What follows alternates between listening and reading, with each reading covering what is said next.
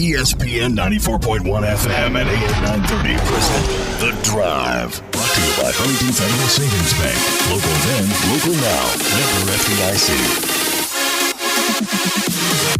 It is Wednesday, October 23rd. Your drive begins now on ESPN 94.1 FM and AM 930. I'm your host, Paul Swann. You can join the program by calling the Miller Lite phone line. 877-420-TALK, 877-420-8255. Miller Lite Hold True, great taste, only 96 calories. It is the original light beer. Well, we start the show this afternoon with some breaking news. We're getting the details now, but according to a criminal complaint that was filed earlier this afternoon, around 12:15 today, the 400 block of 21st Street, Brandon Drayton was observed by a Marshall University police officer forcibly grabbing a female around the neck and shoulder area. According to the criminal complaint, also yelling at her. He is charged with felony strangulation and domestic assault. According to the reports, the victim had visible red marks on her neck and chest area causing her pain. As according to the complaint, there was also a witness to this giving a statement. According to a statement released by Marshall University, Thundering Herd safety Brandon Drayton has been suspended from all team-related activities. Marshall University will have no further comment at this time. So until further notice, that is all we're going to hear from Marshall University on this situation. But this does not look good for Brandon because this wasn't a situation in which it's maybe verbal. It's actually witnessed physical altercation. Any abuse is bad, but this doesn't look good for him because there is witnesses to the situation as well, and there is definite contact. So again, the victim, according to the complaint, had red marks around her neck and chest area causing her pain. So you can say you were in a verbal dispute with somebody. That's one thing, but when you are witnessed to be assaulting someone, it's completely different. Takes a lot of benefit of the doubt away. Again, I do not know directly what happened, so I'm only commenting on the facts that I understand at this time.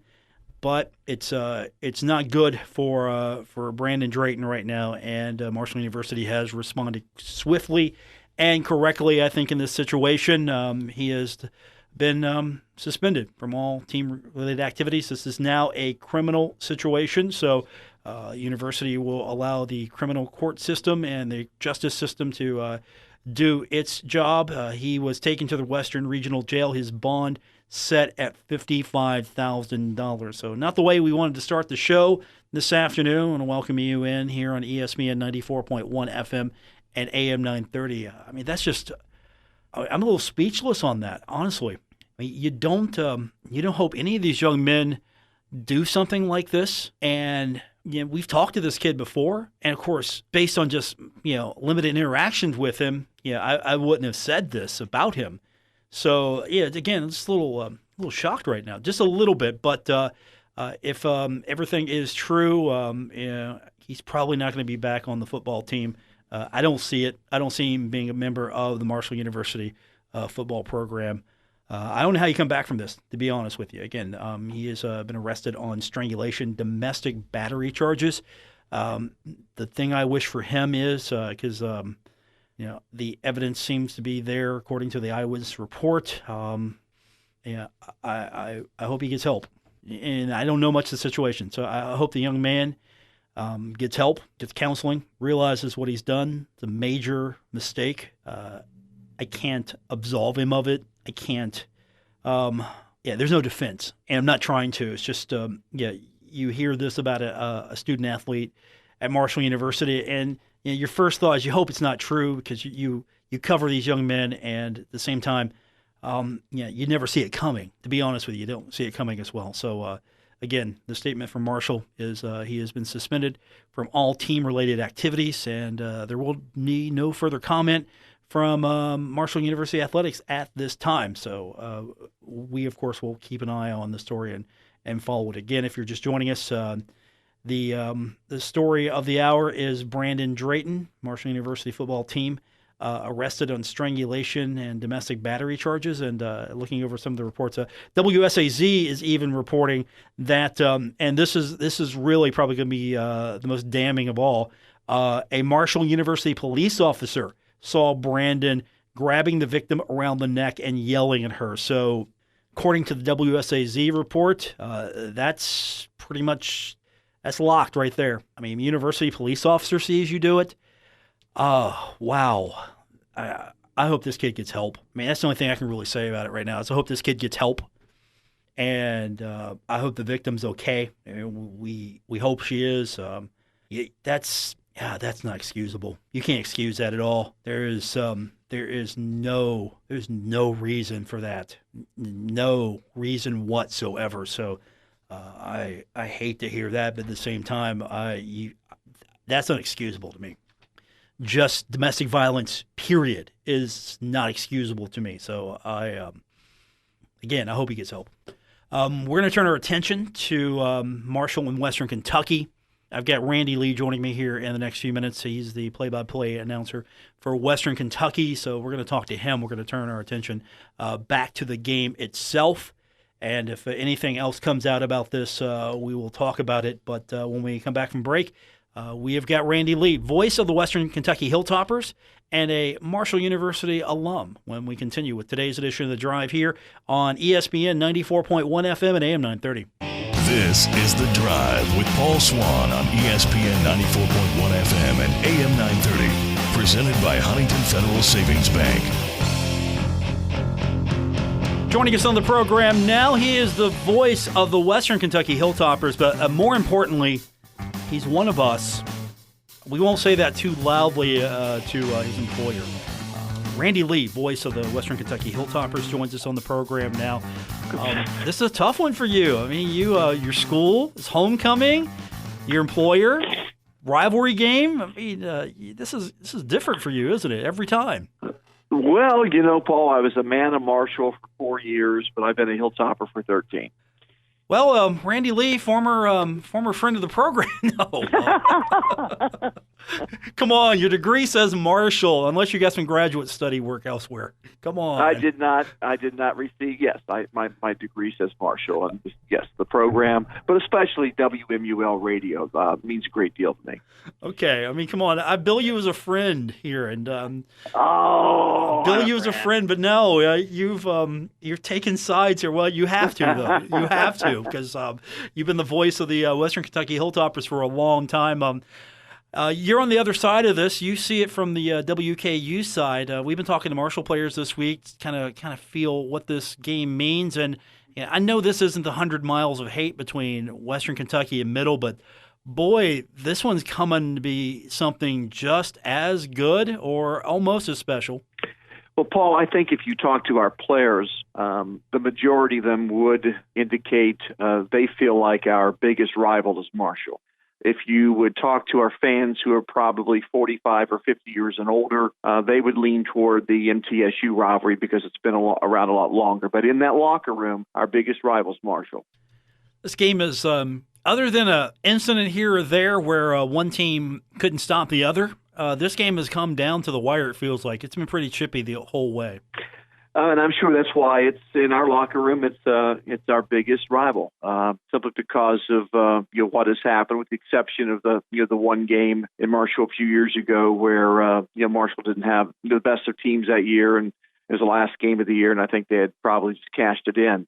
But every other game has been, very competitive. The games have had a lot. It didn't mean much to us a year ago here because the Hilltoppers were having such a bad season. But for the most part, it has meant a lot to both teams. This one has everything written for another big finish from somebody, another game that's going to hurt the other team. Because Western Kentucky's coming in pristine in the conference standings, controlling their own destiny. Marshall has got its destiny back by winning since the Middle Tennessee loss. Middle Tennessee has since lost a couple of games, so Marshall at the moment has its destiny back.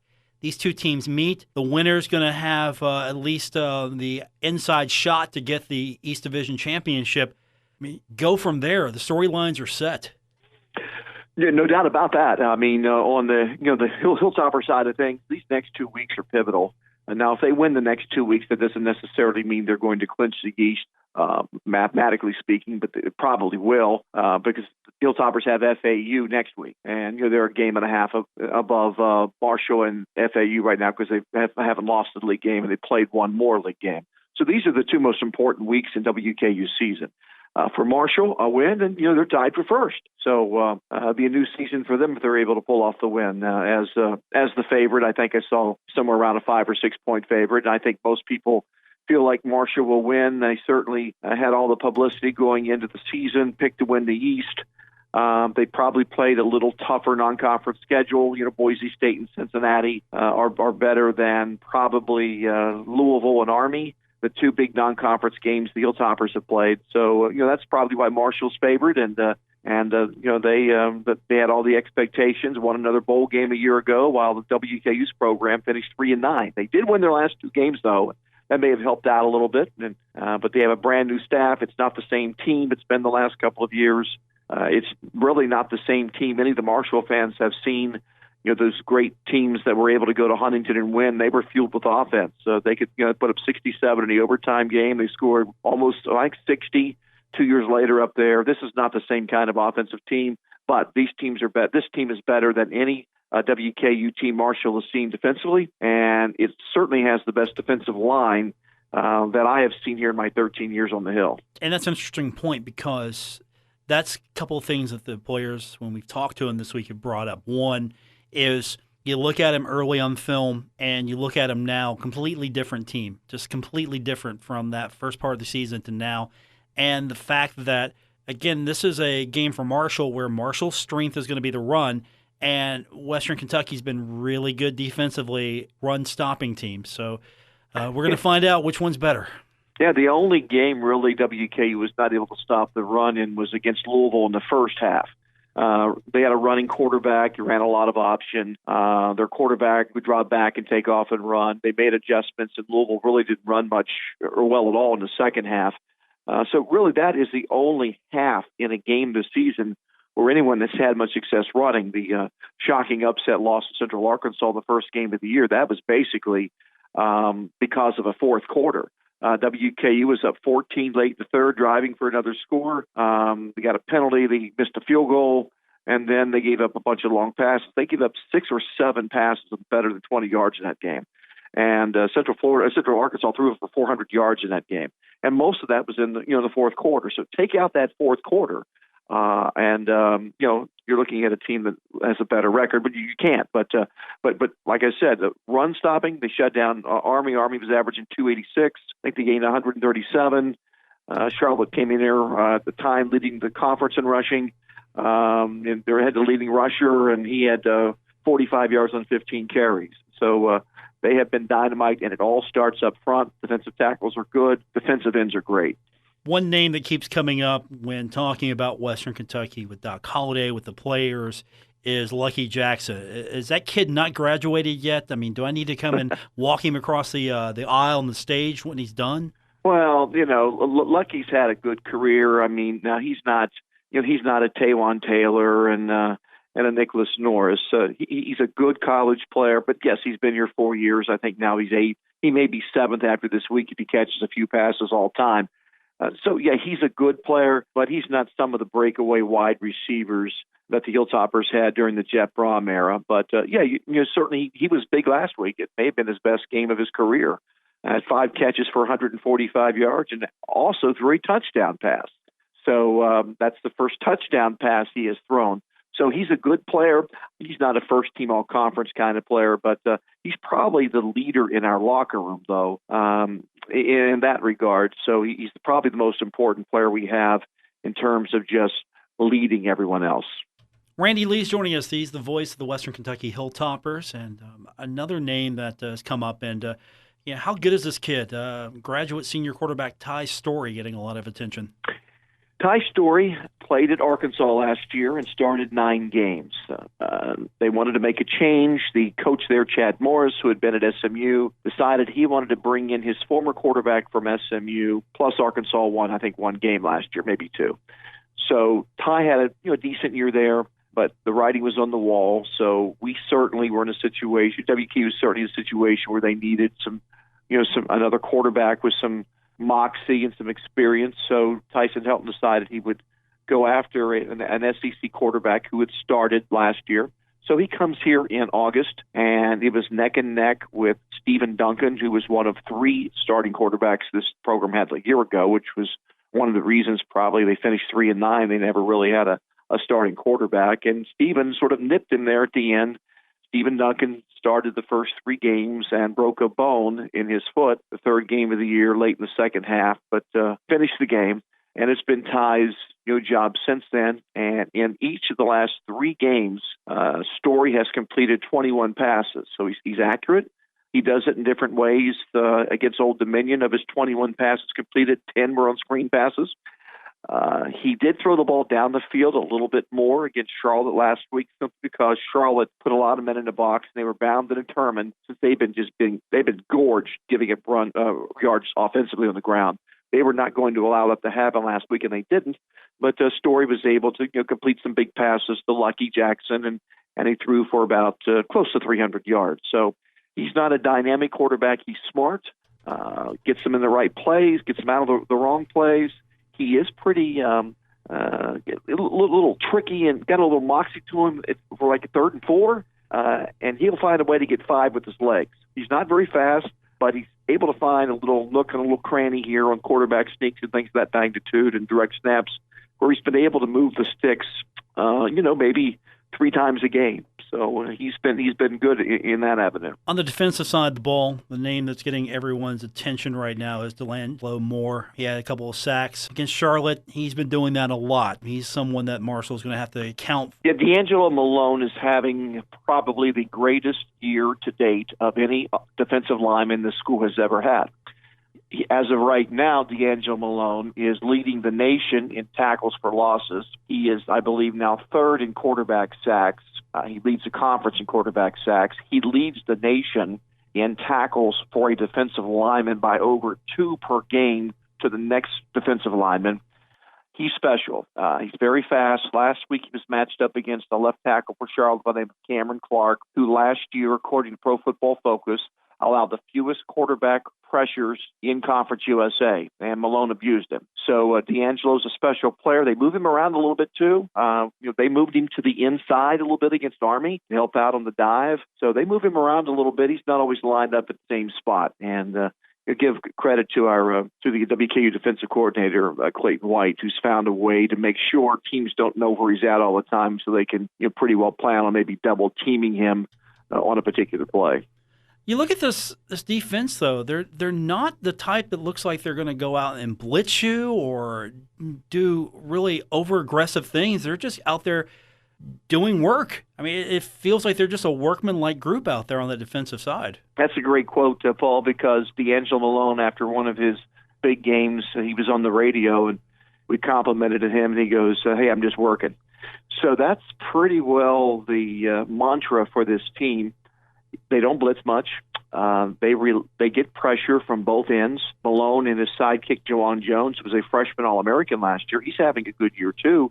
At the other defensive end, he has 3.5 sacks, but he's lost in the shuffle because of D'Angelo Malone. Now, they do have a linebacker they'll blitz occasionally, Kyle Bailey. He has a couple of hurries and this or that. But for the most part, they don't really sell out and blitz that much because they can get the pressure they need from Malone and Jones on the outside. And their defensive tackles are good. I don't know if WK is going to have Jeremy Darvin back this week. He had a high ankle sprain in the Army game and did not play last week. He's out of a boot. I'm going to practice here in a little bit to see if he is practicing. He's their best defensive tackle. They have another one by the name of Jalen George. When those two guys are in there together, they are special, and they can also generate a pass rush from the defensive tackle spot. Darvin has 2 sacks, and Jalen George has 3.5 tackles for losses. So when you put Malone, George, Darvin, and Jones together in that down 4, it's the best line I've seen in my 13 years here. And another little note, they're all from Georgia. Randy Lee's our guest. He is the voice of the Western Kentucky Hilltoppers. Marshall, Western Kentucky East Division Showdown coming up this Saturday at Joan C. Edwards Stadium. Homecoming, a lot going on. Exciting game. I was just laughing. I had someone from the Alumni Association with me yesterday, and I asked him, was it deliberate that WKU was the homecoming opponent? And he laughed and didn't comment. Well, of course it was. I think that's a good thing. I'm sure if Marshall was coming here in 2019, they would have been WKU's homecoming opponent. It's funny how these there's not that much history between these schools, but yet there is so much history between these two schools. I think this is one of the rivalries that Conference USA really needs in the East Division. No, I don't think there's any doubt about that. And I think it was I think it was a good thing for Marshall, for WKU to come into the league and be good in football. Well, pretty good when they entered Conference USA, then they got a little bit better. Because I don't know that Marshall had a natural conference rival, and because of the location, where you're located and where the other schools are at, I think it really helped out. Basketball's been fun too. That. Yeah. Geez, yeah. That's been. Hey, at least you were proud though. Marshall did win the postseason tournament, the College Insiders tournament. I mean, as an alum, you got to be proud for at least 5 minutes. I'm not a big CIT dude. I'm just not. I'm from the old school. I like the NCAA and I love the NIT, but the other tournaments I don't really follow too much. I mean, I know who wins, but I don't. I guess I'm from the old school, thinking, well, I don't know that we should even have them. Am I showing my age now? I think a little bit, but come on, there was a net cutting ceremony. There was a trophy. There's a banner going to go up. If it's not already there, come on. Deservedly so. You got to be a little proud. Marshall basketball, a postseason tournament championship. Come on. I was rooting for the Hurt. I know you were. Yeah. This is. I am Facebook friends with John Elmore. He's a good one to have, isn't he? Mm-hmm.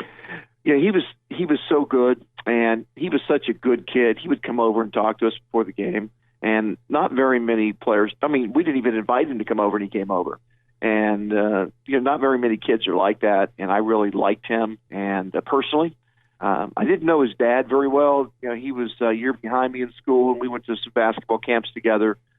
He was sort of a quiet dude who sort of, hung by himself a little bit. But John isn't like that at all. And I loved his game. I thought he was as important to a team as any player I've seen in my time here in Conference USA. I really think he was that important to that program. And class guy on and off the floor, and I'm rooting for him like crazy over in Europe. Maybe he'll get a chance here in the NBA someday too. But he was so fun to watch. He was just a pleasure to watch. Of course, the Hilltopper fans are glad that he's gone because he kept them from going to an NCAA tournament 3 years ago, or is it 2 years ago now? 2 years ago. Yeah, a couple years ago. He single-handedly won that game in the second half.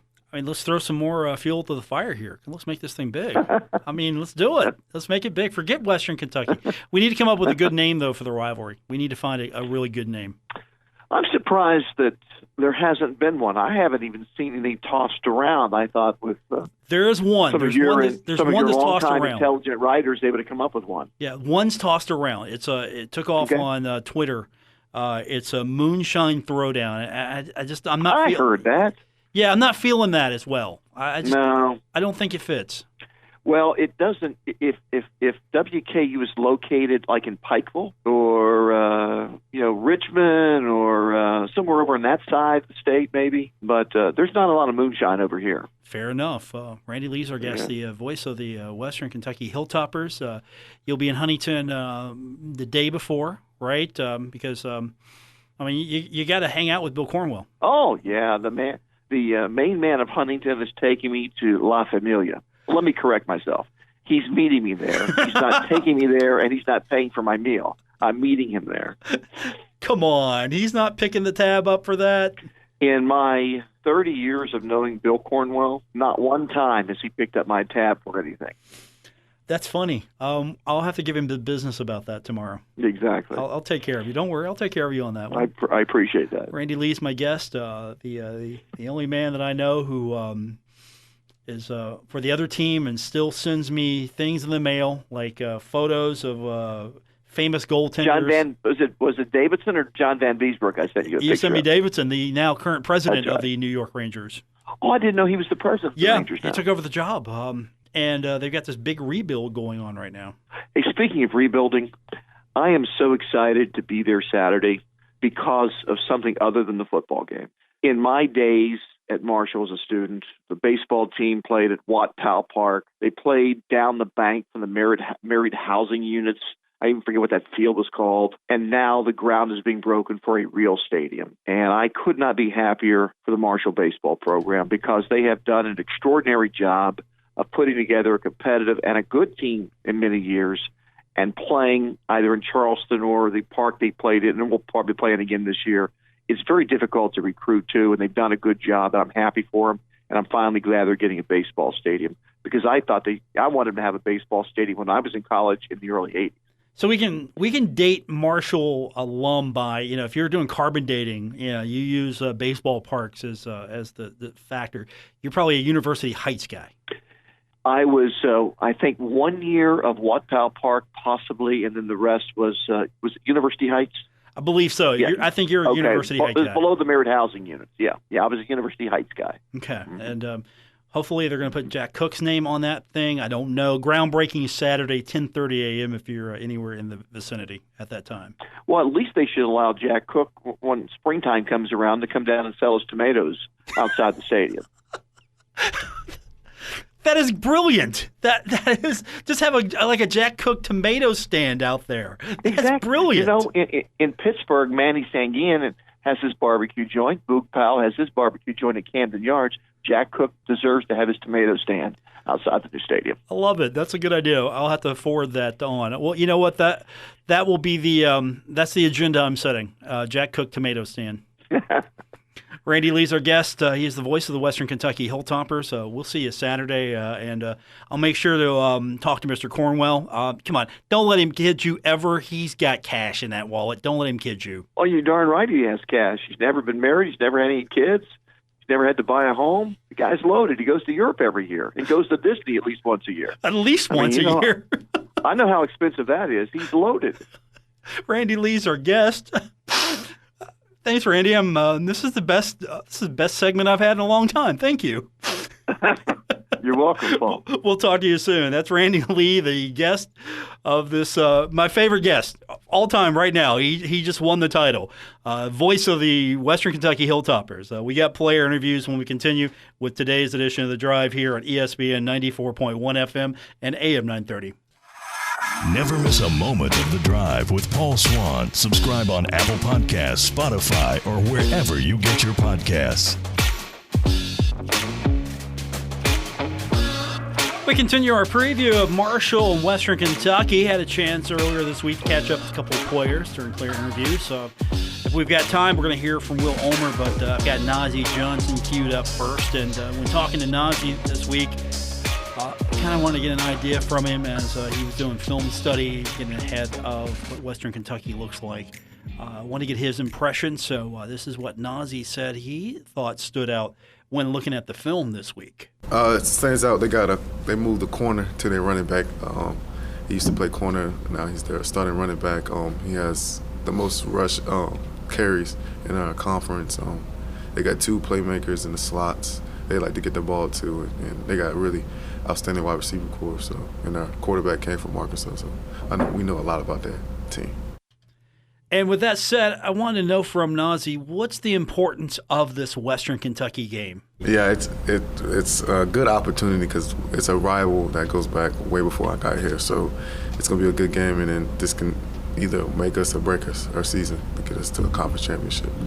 It's like 2014, like way before. I'm feeling a little old, man. Way before I got here. What? They haven't played it that much, Nazeeh. All kidding aside, this is a big game. There's a lot going on. You got homecoming and everything that goes with that. And I asked Nazeeh, how do you keep focused this week? Our coach emphasized it's just the next game, so we gotta take all the stuff out and just think about it's the next game, the next opponent. We gotta play, work on the little things this week, execute the game plan, and it's gonna be a fun game this week. Now, one of the questions Nazeeh answered was the fact that this game always seems to have an edge to it. It's a little chippy maybe. The players get up for it. You can tell by all the conversations we've had this week that there is that rivalry aspect to this, and Nazi responds to the question of this game kind of always having an edge to it.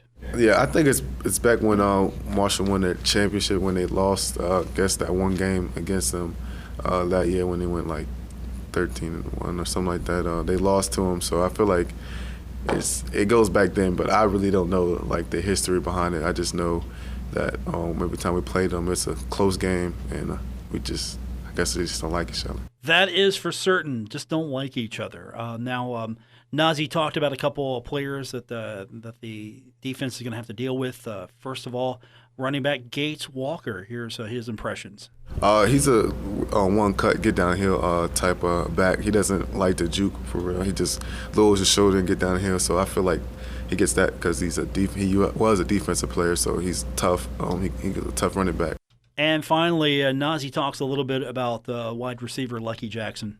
He's a big play guy. He's one of the big play guys, but they got two little fast guys in the slot, number 7 and number 2. They love to get the ball to him, but those 3 wide receivers, they're the motor to their offense, so we got to contain them guys. That's Nazi Johnson. Let's turn our attention now to Will Ulmer. And it was the same question I asked of Nazi, same thing I asked Levi Brown when we heard from him earlier this week. What have you seen on film? What's the breakdown? Film study-wise, we've seen a little bit of what they do.